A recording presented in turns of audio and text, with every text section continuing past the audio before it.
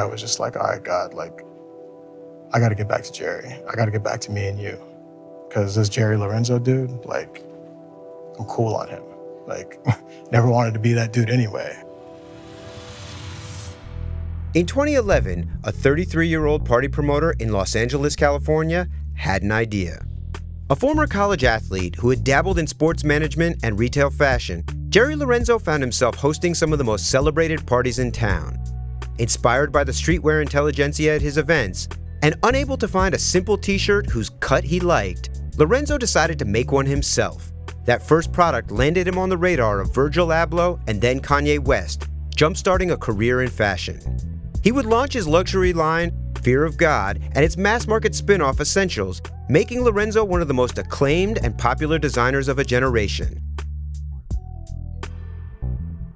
And it all started with one idea.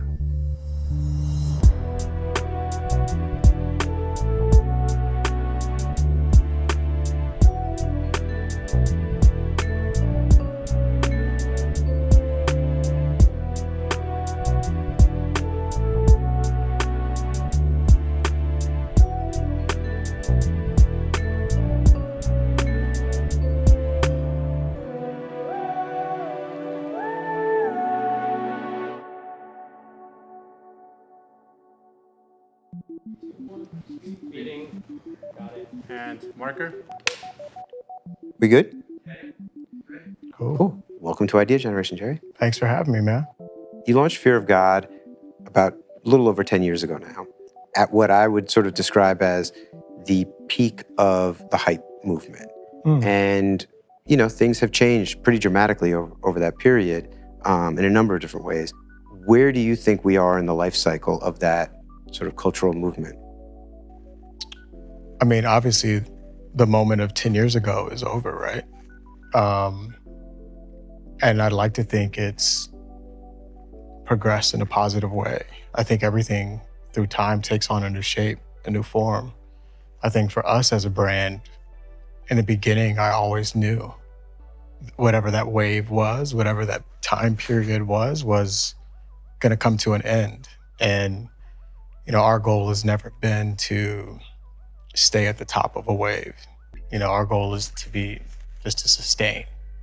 So to always be in a position where we have a voice in the community. And setting up the business that way, it just allows us to authentically have something to say that doesn't require such a change in strategy every year, if that makes sense.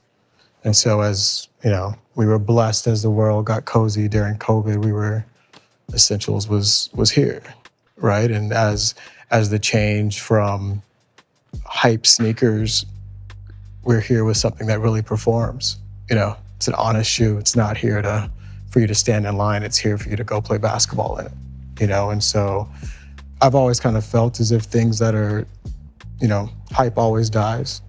And how are we creating things that kind of sustain the waves? You mentioned the footwear. What is your assessment of the current state of sneaker culture? I was never a sneakerhead. I graduated high school in '95. It was Jordans or nothing. We didn't know what was going to happen after the 10. We didn't know what was going to happen after the 9. You know, there was like this anticipation of like, oh my God, what's the next Jordan going to be? And it was a new idea that you had no education on how it would fit with your outfit the same way kids do now. They know a Jordan 1 is going to look exactly like that no matter how it's colored up, right? And so that's the emotion that I'm chasing through design. I want a kid to unpack something, open something they've never seen before, and it to like give them an emotion that they haven't felt before, because it's that emotion that I think they're going to remember. My good ideas come from God. My bad ideas come from me.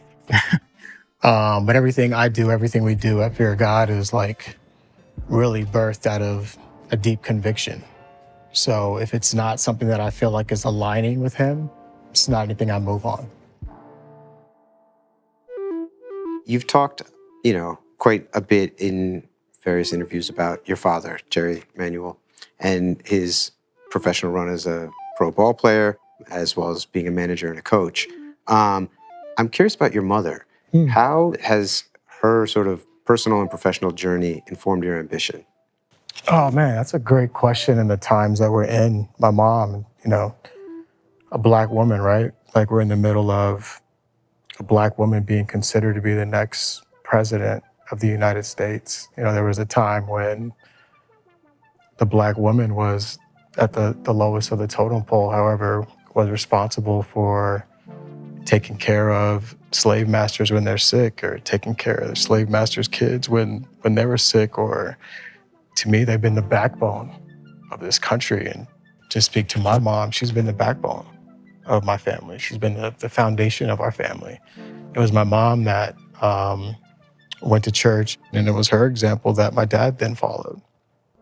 Because my dad didn't start managing in the big leagues until I was like a freshman at Florida A&M playing baseball, like most of my life through high school, we were working.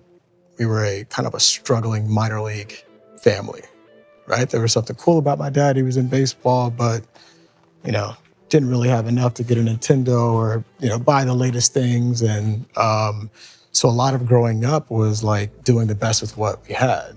And so it's always been my mom at the foundation. It's always been her that has given my dad the right and ability and permission to follow his big league dreams. And so having both the example of my dad and understanding that these aspirations can't really go anywhere without foundation that my mom provided the family with, I've been able to kind of lean on both of those examples and understanding what's really needed for a fear of God to, have sustainability. Growing up, I've heard interviews where you've talked about moving between Black spaces and white spaces, and growing up largely in the suburbs and then going to church in Black churches, and then obviously going to an HBCU for college. Can you tell me a little bit about that experience and how you think that sort of shaped your worldview? Yeah, I think we all have a unique view of the world. And for us, like moving to Florida, living in the outskirts of West Palm Beach, Florida, going to a predominantly all-white school, driving 30, 45 minutes out to like Riviera Beach to make sure my mom had us around, in a Black church, in a Black community. I was around and I loved all things. I loved Nirvana just as much as I loved Method Man at the time. You know what I mean? I was just exposed to more.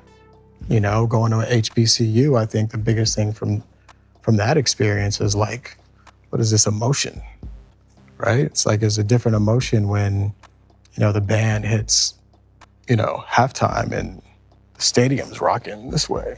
It's like, how do you communicate that feeling through product, through a story we're telling? I think that's the biggest thing I took from an HBCU was just like, is this gonna make us move as a people? But again, I feel like everyone has that unique perspective. I think maybe one of my gifts is being able to bring all those different worlds together to like say like one thing that feels cohesive, even though it's informed by so many different things.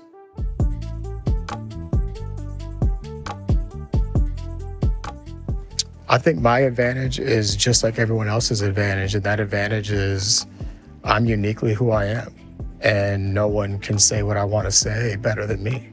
But that goes for everyone else on earth. And I feel like what we do with fear of God comes from such a unique and honest place that really my calling is only to say and do what only I can uniquely do. You played ball in high school and then in college, you switched to baseball. When you look at how you were as a player, what do you think your greatest strength was? My greatest strength was that I wasn't the best, but I could like compete with anything that I had to do. So if I had to play third, I could play third. I could play second, I could play center. Similar to my dad, it was a utility guy. Wasn't the best at any one thing, but I could do a lot of things well. I was probably a better teammate than I was like the MVP player. I was, the guy that's pulling the guys together and hey, still leading even though I wasn't the best player on the team. I think that was probably my greatest trait, in sports was I knew how to lead from the back. I didn't have to lead like on the field. And I think I learned that also from my dad. How has that transition been from, playing that position to now being the leader of this company for, over a decade? Again, I think all things inform all things. At that time, I never thought that I would be in this position. Again, when my dad was managing in the big leagues, I was like, oh my God, I'm gonna go get my master's and try and get a front office gig with the baseball team. Because I can't, what dreams am I gonna chase that could ever amount to what he's doing? And I think for me, it was more when I started to really realize that my giftings were different than what my dad's were. I realized that just through working retail. It clicked. Even when I had my first front office job with the Dodgers, I was still working retail part-time, but was so much better at understanding what someone needed when they walked in the store, what they wanted, how they wanted to feel. I had a knack for that. I had a knack for what was the best piece in the store that we had that I could offer. And I just knew this clothing thing better than I realized I did. Fast forward, throwing parties in LA and being friends with, Nick Diamond and the Hundreds kids and Cooks and Castles and Mega and Black Scale and cats that worked at Supreme and all these kids on Fairfax that had their own brands. It just felt like something I naturally, if I went downtown and figured out how to make a t-shirt, that I could do. And so that's just how it started.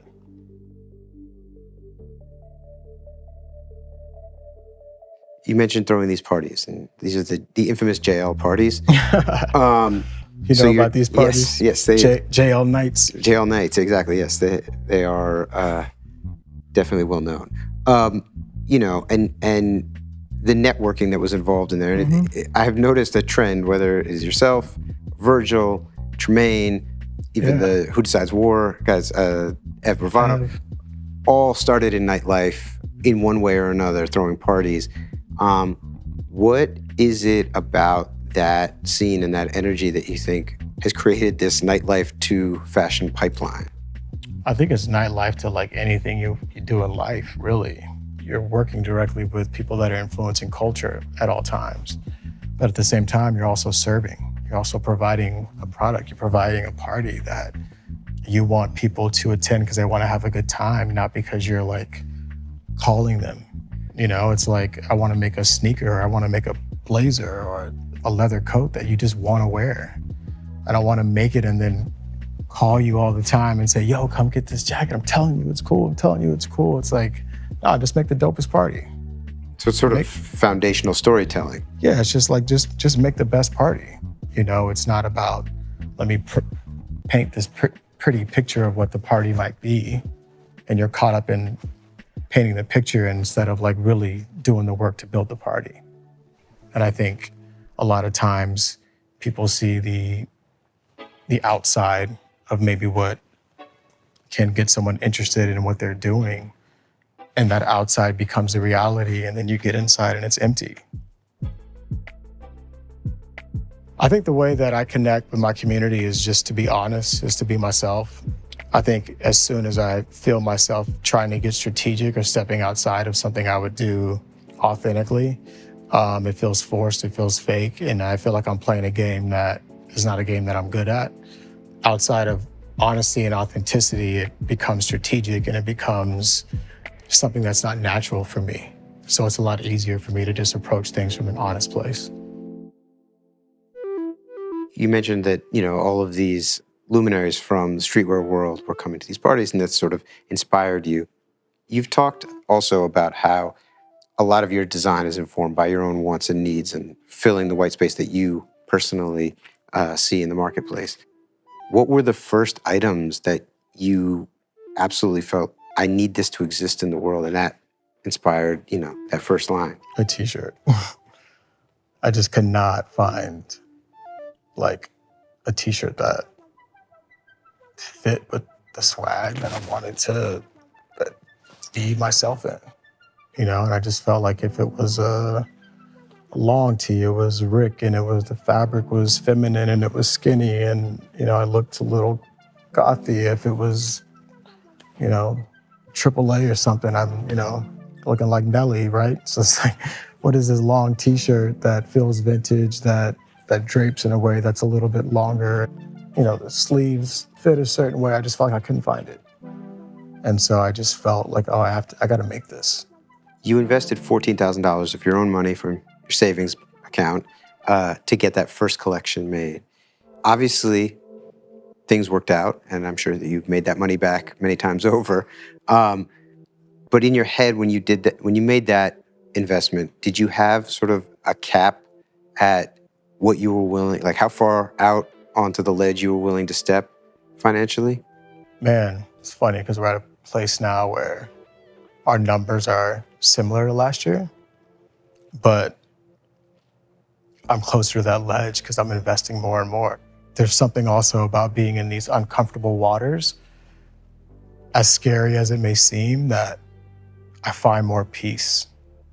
And so to answer your question, it's like, I'm just used, whether it's 14,000 or a couple $100 million, I'm used to like Nipsey Hussle, all money in. That's just kind of what, you know what I mean? Because there's not like an end goal for me where it's like, oh, I'm trying to get to this number. No, I'm just trying to sustain this thing that I believe God has given me to somehow be an example and inspire, hopefully not the next designer, but like the next engineer, the next doctor, the next lawyer. How far into the process of making that first collection did the brand of Fear of God come into focus for you? Again, I wanted this t-shirt. I wasn't thinking of a brand. I was like, oh, I kind of want my hoodie to feel like this.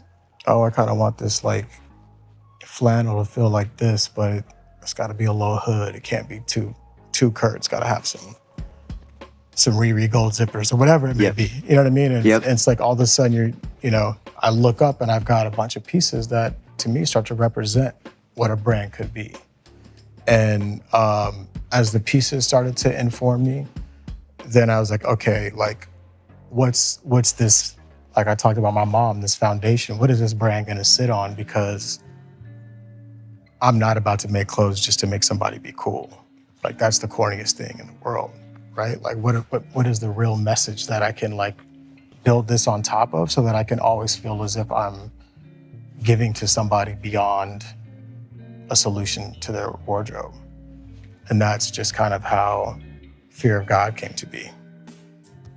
With a clear understanding of his brand and its purpose, Lorenzo received an early crash course in design and celebrity from Kanye West. Lorenzo's vision would propel his company to unprecedented heights, but success would not make him immune to the perils of fame and fortune.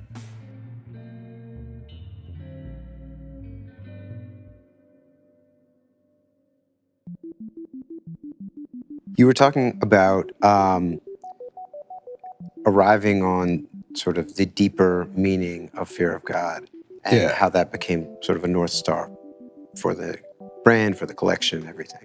What was that meaning? What is the sort of mission statement?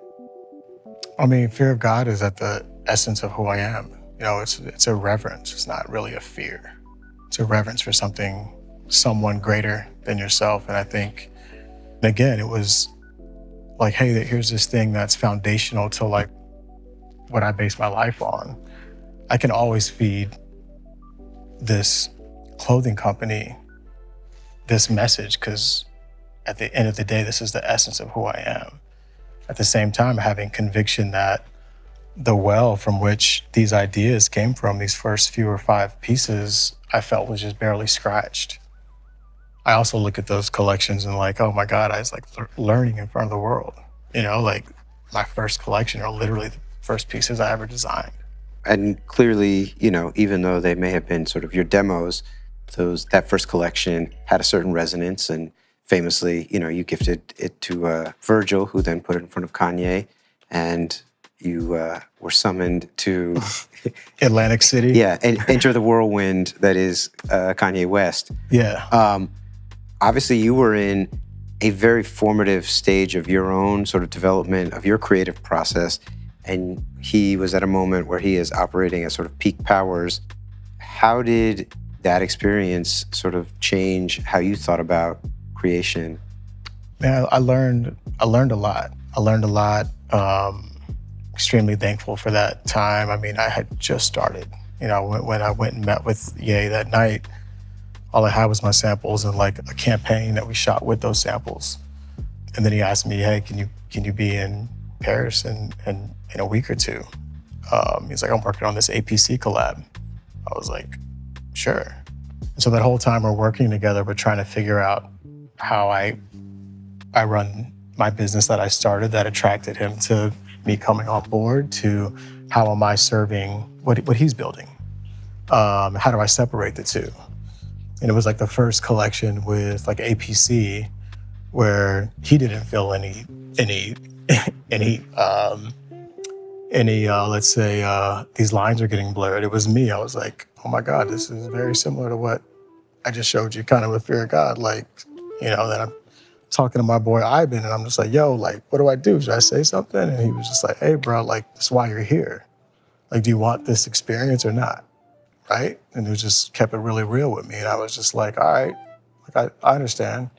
And so from then it was like, okay, I gotta serve what he's trying to do, because there's no doubt that the school of Kanye West was probably the best school that I could have ever gone to, and trying to learn how to do this on my own, being exposed to so many different parts of not only like the clothing business, but everything else obviously that he was attached to, being able to give ideas to that and watch those ideas blossom. And, it was, 3.5 years of doing everything from not doing, but being a part of everything from APC to the merch to Yeezy seasons 1 through 3 to day to day, what's he wearing to a fashion show, and just being in those rooms and every other creative conversation that we had that I'm super grateful for. But like everything, ran its course. What happened that sort of set you guys on separate paths? If I look back now, I mean, it was just destined to be that way. God gave me a vision to start Fear of God. He didn't give me a vision to build someone else's empire. God gave him a vision to build his own empire, right? And at some point, like, we have to follow that direction, other than trying to find a synergy for both to work within these realms. And so I think quite simply, that's kind of how it ended. And I think he, as you can see, like, his point of view is so different than what we were doing in that era. And mine is very similar, because the thing that I'm chasing hasn't changed. And you can see that through the aesthetics. There's an evolution of the aesthetic. It's not like a change of the aesthetics. And I think Kanye is creative in a way where he changes the aesthetics. You hear 808s and then you hear Yeezus, right? And it's like there's a harsh change in how he redirects. And that's just how he is creatively. And some of those changes I just didn't really fit. I've seen recent interviews where, people are speaking a little bit more vocally about those times, but they also don't understand the weight and pressure that someone like that is under when you have that much influence. So I have a lot of grace and understanding, because what little influence that I have has created problems for me in my personal life. When you start to think that that you're responsible for things when it's really given to you from God. And so, I'm really careful with judging someone that's given that much influence and that much gifting. That's a heavy weight that very few people really understand. And so I'm not one to like judge how that manifests through human reaction. I think all of my mistakes, big or small, inform me to constantly make sure I'm in a place where I'm in the will of what God has for me to do. And I can feel when I'm outside of that. I can feel when it's too much Jerry Lorenzo, not enough of like the calling on my life. And I think that's when I make a lot of the biggest mistakes, when I think it's all me, or it's all like relying on my shoulders. When you did step out on your own, was that an anxious or were you filled with trepidation? I think in the beginning, I was, I almost feel like I kind of had lost kind of myself within those 3.5 years. And it was further and further away from what I felt like God really had directed and set me out to do. And so I was really just kind of chasing, okay, God, I just want to be in your plan and purpose. Like I never wanted to be in the cool kid club. To be in that world with, these super cool, influential guys is like, I didn't really feel like I fit. And I feel like I kind of lost my way in who I was. And so right after that, I was just trying to get back to, okay, like, I'm gonna get back to Jerry. What is Jerry founded on? Jerry's founded on God, purpose, intention. And then months later, I get reached out to by Justin Bieber. And me and my kids are like rocking this album. Do I like his swag? Oh, it's all right. Do I feel like I can help? Yeah. And I believe what he's trying to say with purpose and how he's trying to change his life. And like, let's go. I'm down. Like, I'm down to help you. And I felt like, had I still been in that cool kid mentality, I'd be like, oh, no, I'm too cool. It's too popular or whatever it may be. To answer your question, like, there's always been these moments in my life where I doubt myself. I'm no longer working with the coolest group in the world. But God has always like shown me that, hey, I got you. As soon as you get back on track, hey, I got you.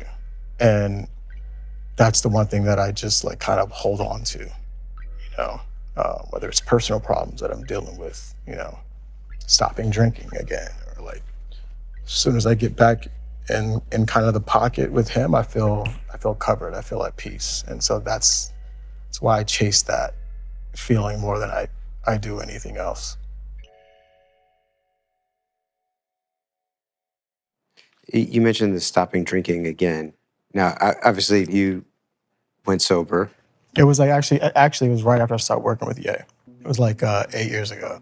Coming off throwing parties and then on tour, on the Yeezus tour, partying like I'm the one on stage, backstage, like I just was a mess, you know what I mean? And like, I was like, I gotta get back to like Jerry. And then you go through this rise of building a brand and you start to get recognition and you start to become influential in your own space. And then you start to think that it's you instead of this relationship, the spiritual relationship that's been directing you. And you start to carry the weight of everything you're building. With weight, with pressure comes the need to medicate, the need to like, how do I forget that I've got all of these financial issues with the company to deal with. I have HR issues. I have to let go of this person. How does their family gonna feel? And designing and creating and the responsibility of being in the nuance of that side of it. It can get very heavy. And as it got heavy, I just, okay, how do I medicate? How can I sleep? How can I turn this thing off? And it just was a place that, in that, I never found peace. I might have found like a night's sleep, but the next day, like the demons and the responsibility are like just as heavy, right? And crazily enough, like what's been built is even more fragile and larger, right? So any type of decision, all of this comes crumbling. And so fast forward to the beginning of this year, I was just like, all right, God, like, I gotta get back to Jerry. I gotta get back to me and you. Because this Jerry Lorenzo dude, like, I'm cool on him. Like, never wanted to be that dude anyway. I don't even want to be that character. I just want to be in line with you and be where you want me to be. And I can trust that. And so, now I'm on my second stint of like putting that down. And I just feel like drinking, you become loved by the party. You become loved by everyone that really doesn't matter. But drinking kind of hurts the people that you love the most. And it hurts the people that that care for you the most. And again, that's why it's like, I would never point a finger at Kanye. Like, no one knows that weight. No one knows. Like, I don't know that man was built to have that type of influence and fame and notoriety. Like, the weight of that is just insane if you don't, give it to the one that gave you the gift. So this is my, back off of it since January. I feel Congratulations. like Jerry again. After returning to a more grounded approach, Lorenzo navigated the mixed response to a high-profile collaboration with Adidas while continuing to push fear of God outside its comfort zone. Branching into new markets, Lorenzo and his brand continue to be driven by a singular sense of purpose.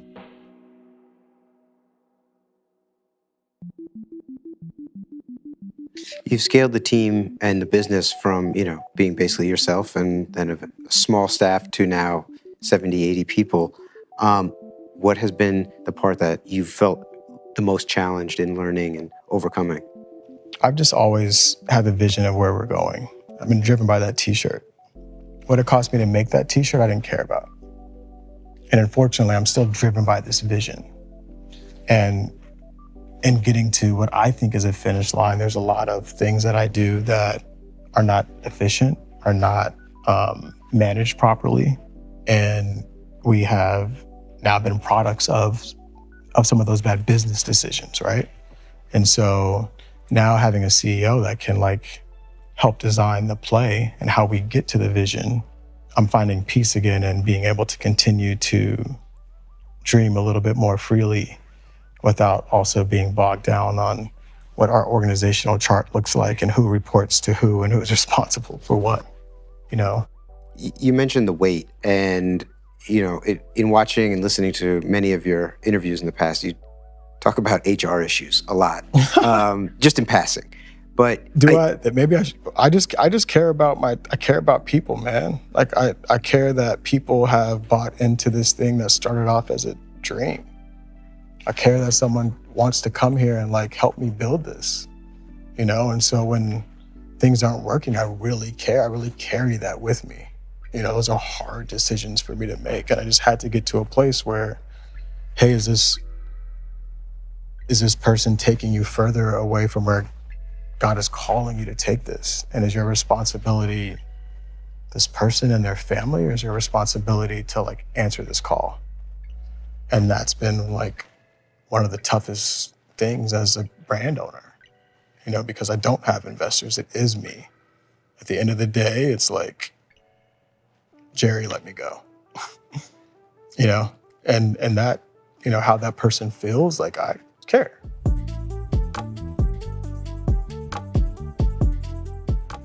I feel like I failed a lot, and I think that's what drives me to consistently want to achieve, consistently want to be better. I feel like I could be a better husband, I could be a better father, I could be a better brother, a better friend. I see myself failing, the word fail, more in important areas of my life, not so much in the business.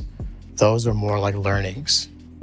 It's okay, I've learned that now. I've gained the wisdom to attack that or approach that in a different way. With relationships or those deeper responsibilities, that's when you really feel the weight of whether did you show up the right way or not. I think it's incredibly impressive that you've essentially self-funded this thing. So you've never taken on money or investment from outside. When we entered the relationship with Essentials, the relationship was a license. PacSun wasn't doing well at the time. We were only in PacSun before we took it and distributed it ourselves. I said, if you want to continue this relationship, this is mine and I'll give you a percentage. But no longer am I going to be the one taking a small percentage on all of my ideas. And that switch was, I would say, an extremely baby investment in order to help us kind of make that switch. But 99% of this is ours. And I don't say that with pride because that doesn't mean it's the only way or the best way to do things. It also comes with a lot of weight. I watched all of my peers with partners. I watched Off-White become Off-White when he went and partnered up, with those partners. And, I watched all of these brands take off. But something about that partnership, if it's not really, really right, I just don't have the capacity to answer to someone else's, because they invested, they have a point of view on where I'm taking this. And I know that where I'm taking this is always going to be an unorthodox new way that I have to go back and sell you on. I don't have capacity to do that and run a company and design next season and the seasons after that. And so in some way, shape, or form, it's easier for me to just carry the weight of that. But at the same time, the weight of that is it's heavy. Well, some decisions are bigger than others. And one of the ones that stands out to me was, you launched the Fog line with PacSun to a lot of success and acclaim, and fairly quickly pivoted and rebranded it as Essentials. Some people would say, what is it, a name, right? Because the clothes are the clothes. But clearly for you, that rebranding was essential, no pun intended, for you to sort of bring that idea to its logical conclusion. What was it about Fog as a name that just didn't sit right with you? Number one, I hate the word fog. It just doesn't sound cool.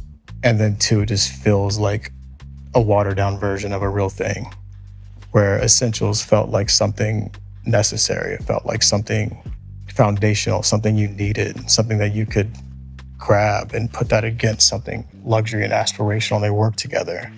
Not that you were wearing something luxury and something that was a watered down version of that. And so Essentials needed to be accessible aspiration. It couldn't just be aspiration at a low price and it not really be aspirational because it's trying to be something else like H&M and Zara. And for me, it needed to be true to what its intended purpose was. Couldn't just be a business play. So the call on what we do is this product what it was intended to be? Does it do exactly what we designed it to do? That's how it's considered good. Forget if it's cool, forget if it's hot. Is it good? And that's what we're trying to do. We're just trying to make good, honest product. And I feel like, the first sneaker was like positioned as basketball, but it's heavy. This was the Adidas sneaker? Yeah. So it's just like some dishonesty there. To me, it's the most beautiful shoe, but does it do what it's intended to do? It's not. Finally we're at a place with this 2 where I feel like, okay, we got a basketball sneaker and you can for real hoop in it and it's gonna do what it's intended to do. And that'll be the judge of where athletics goes and what is next for athletics. We finally delivered on this promise of what this is going to be. This is our latest ready-to-wear mainline collection that's up here, and then a little peek at our first performance basketball shoe that's on the way. I know shape is something that is very important to you when it comes to footwear. Can you tell me a little bit about sort of both the psychology and then also the engineering to achieve this? I think that's where I have to credit the Adidas team into like taking this, taking my shape and putting it into a performance shape that allows for the athlete to do what he needs to do. I think for my seat, shape is so important just because if you want this shoe to transcend the court, it's got to work beyond just with your uniform. What is it like design-wise about most basketball sneakers that you think makes that prohibitive? The toe box. You could look at like all the retro Jordans, right? You could look at like the first Jordan 3 and it's like, shh. And the other ones are like, they're wider, they kind of lift up a little bit. Obviously that's need for you to be able to run. But, that's just a difference from, I think, when I wore those in high school, junior high, and today, where it's just kind of like something wrong with that toe that I just can't unsee.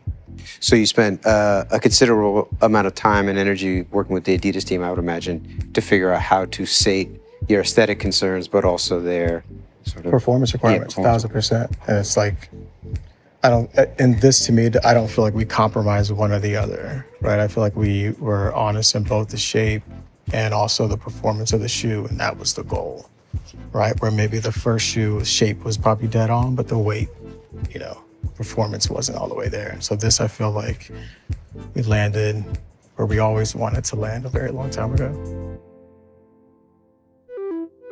You mentioned this, sort of evolved thinking around the Adidas collaboration. Obviously, when you signed that deal, it was a huge news story.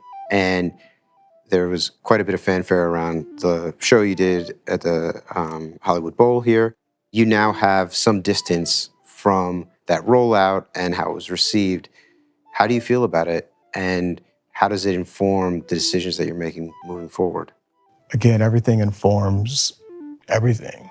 I think we were just really put in a very tough spot I signed a contract and there was an announcement made 2 days later. We hadn't even found a way of working together. We hadn't even found a rhythm. There were some bullets of here's how we'll creative direct, and here's how we'll build athletics, and here's how we'll meet in between and create a halo to inform the category. But we still need to figure out really what does that look like, right? And it took years to figure that out. When we released the Nike shoe, that was 2.5 years of work done when we announced that. The shoe came out 2 weeks later. We had done the hard work. So you have all this anticipation, and then you have something that doesn't do what we promised it was going to do. And so that reception was, somewhat expected in a way, even though I love the shoe, even though I think it's the most beautiful shoe on the market, just selfishly or narcissistically. If it's not doing what we promised it to do, then how can we expect anything else? Because I'm not an entertainer. I don't have a new song coming out. I'm not gonna go host a party. I don't have a TV show. I'm not an influencer in that way. I make product. And my following is expecting me to make what I tell them I'm going to make. There's nothing else other than that allows fear of God to be here. So if this relationship isn't operated in this way, where we deliver on this at a baseline, then it's not going to be what you're expecting it to be, unfortunately. And so that's probably something that I feel like Adidas may not really have understood. Speaking to that, I read somewhere recently you were talking about the partnership with Adidas, and you sort of floated a certain level of uncertainty about the future of the partnership in the quote that I thought was interesting, because you don't usually hear people be that transparent about sort of where these things that go on behind closed doors are. Where are you with that partnership now? I mean, we're locked in and until 25. We have product that's coming out through 25. I'm focused on the relationship and the agreement that I signed, and I'm delivering on that. What happens after that, of course, it's uncertain because our agreement is only up to a certain part. And as a business owner, I'm fully responsible for fear of God. I'm fully responsible for essentials. And I think in the first probably 2 years of our relationship, I probably gave that way more than I gave the things that we have, because I knew it had so much writing on it. This is not a jump from Nike to Adidas for a better deal. No, I believe this is written. I believe this is a third pillar in our business. I believe, 3 stripes means something more than 3 stripes to me. It's the Trinity. I believe there's something deeper here. And I went about it in that way with a lot of things that I did not have control over, other than how much I gave to it. But I think fundamentally how companies operate, fundamentally, fear of God never was on season. We deliver collections when they're ready, because I can't afford for it not to be ready. Fundamentally, we operate differently. Fundamentally, Adidas has a board of investors, a board of directors that they have to answer to different things. Their deadlines are different. There's different things there that sometimes battle with how we just approach the product. And so we've had to find this consistent rhythm for the past 3.5, 4 years of how we can work together. But it's not bad blood. And it's just it's just grown man talk. Hey, this is my business. I'm responsible for this. I'm not talking to anyone there that's responsible for that. Those are their jobs, but it's not their babies. You know what I mean? This is my life. So I'm coming to this at a whole different way. Whether you're the CEO or whoever at any company, you're not coming from the same seat that I'm coming from. And that's where I have empathy for someone like a Kanye. Kanye's I'm giving you me. Who am I talking here to that has this much on the line that I do? No one. Oh man. Success is peace. Success is being at home without worry, concern. I think what we're all chasing is peace more than anything. I think once you start to define success based off anything external, then that external circumstance or that external reward becomes a false measure, and you chase that instead of inner peace. And I think inner peace is really what we're all striving for. You said that you would never sell the business, which, for many entrepreneurs is the goal, right? Is to build something and then hand it off to somebody else for a nice bag. Given that this is sort of an endless marathon that you are now running, like, how do you keep yourself focused? You asked me that question today, it's like a different hat, because it's like, I actually may need some assistance if I want to keep this thing going. I actually can't do this all on my own, depending on where I feel like I want to go with it, right? At some point, your internal team needs to get better, your external resources, how those resources come in and invest for it to be what you want it to be.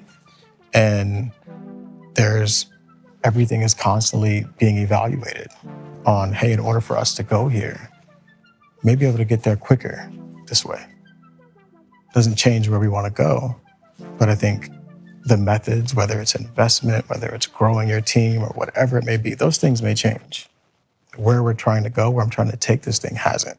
But I have to be honest and open to, okay, what's the best way we're getting there? What is that goal? Where is it that you want to go? I mean, we have a piece of the brand called Eternal. I just want this thing Rolex, perpetual. Just want this thing to keep going. Ralph Lauren. Like, I want this thing to be beyond Jerry getting a fit off and it be about myself. It needs to get beyond that. That's the goal. That's the goal for this thing to just, again, be sustainable, for this thing to continue, for it to always be in a position where it has the right to dream big. If we want to say, hey, we want it to be that, we've done the work that allows us to dream there. I never want to be in this thing where I feel like we're at a position where we don't even have the ability to dream. And I think that's what I'm kind of fighting for, this place where I can always dream of what this can be. As long as I'm there, then I'm good.